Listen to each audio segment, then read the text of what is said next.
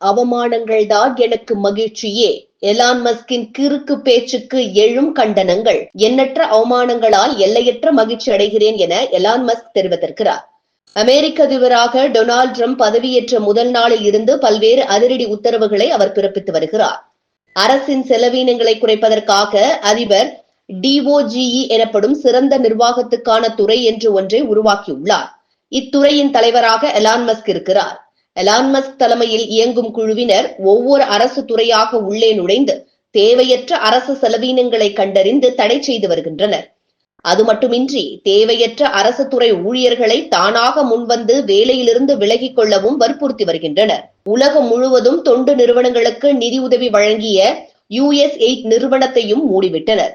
இத்தகைய நடவடிக்கைகளால் பாதிக்கப்பட்ட எதிர்க்கட்சியினர் பொதுமக்கள் பலரும் எலான் மஸ்கை அவருக்கு சொந்தமான எக்ஸ் சமூக வலைதளத்தில் சகட்டு மேனிக்கு திட்டி தீர்க்கின்றனர். இது மட்டுமின்றி சமீபத்தில் எழுத்தாளர் ஹாஷ்லே கிளேரர் தன் குழந்தைக்கு எலான் மஸ்க் தான் தந்தை என்று கூறி பரபரப்பை ஏற்படுத்தினார். அதற்கு மஸ்க் பதில் எதுவும் கூறாத நிலையில் அவரும் கடுமையாக விமர்சனம் செய்து வருகிறார். இது எல்லாமே எக்ஸ் சமூக வலைதளத்திலேயே தொடர்ந்து நடைபெற்று வருகிறது. இது குறித்து எலான் மஸ்க் தனது கருத்தை தெரிவித்துள்ளார்.